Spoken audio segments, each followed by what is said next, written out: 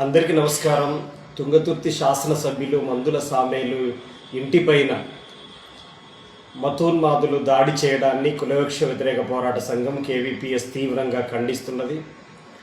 మందుల సామేలు గారు ఒక సభలో శతమానం భవతి అని చెప్పేసానంటే దాంట్లో బూతు పదాలు ఉన్నాయా, మంచి పదాలు ఉన్నాయా తెలియదు అనేటువంటి పద్ధతులలో ఆయన భాషలో ఏమైనా తేడా ఉంటే దాన్ని చర్చించవచ్చు.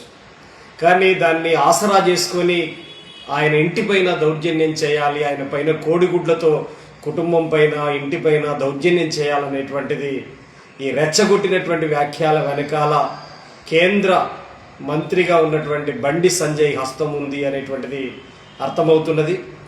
ప్రధానంగా ఈ దేశంలో కేవలం బ్రాహ్మణులు మాత్రమే హిందువులు కాదు, అనేక సామాజిక తరగతులకు సంబంధించినటువంటి వాళ్ళు కూడా హిందువులు ఉన్నారు.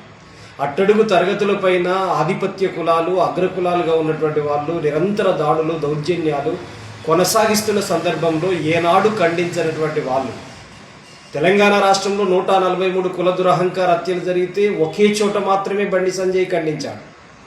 కేవలం అక్కడ ముస్లిం హిందూ ఉండటం వల్ల ఖండించాడు. అంటే మీకు మత విద్వేషాలు, భావోద్వేగాలు, మత ఉన్మాద చర్యలు కావాలి తప్ప వాస్తవంగా హిందువులైనటువంటి అట్టడుగునున్నటువంటి బీసీలో, దళితులు, గిరిజనులు వీళ్ళ మీద దౌర్జన్యాలు జరిగినప్పుడు మీరు ఎందుకు ఖండించటం లేదు?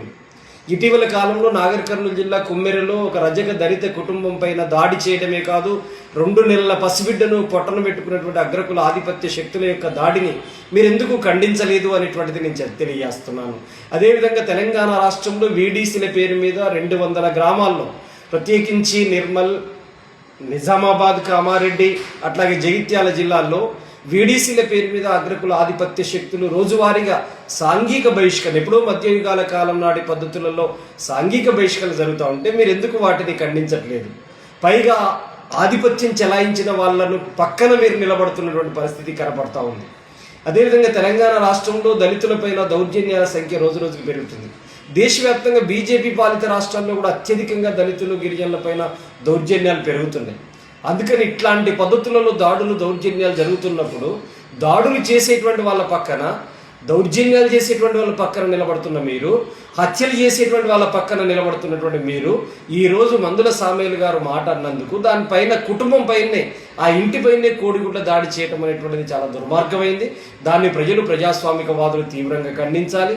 ప్రధానంగా హిందుత్వ మతోన్మాద శక్తుల్ని రెచ్చగొడుతున్నటువంటి సెక్షన్స్ ఈరోజు మత కలహాలు సృష్టించాలి, భావోద్వేగాలు రెచ్చగొట్టాలి, ప్రజల అశాంతిని చెల్లాచెదురు చేయాలి, చిచ్చు పెట్టాలి, వాటన్నింటినీ కూడా ప్రజల ఐక్యతను దెబ్బతీయాలని కోరుతున్నటువంటి వాళ్ళ పట్ల ప్రజలు అప్రమత్తంగా ఉండాలి. ఒక వ్యక్తి తేడా మాట్లాడితే కుటుంబం పైన దౌర్జన్యం చేయటం ఏంది, చట్టాన్ని తమ చేతుల్లోకి తీసుకోవటం ఏంది? పోలీస్ స్టేషన్లో కేసు పెట్టండి, చట్టపరంగా ఆయన పైన ఏమైనా ఉంటే చర్యలు తీసుకుంటారు కదా.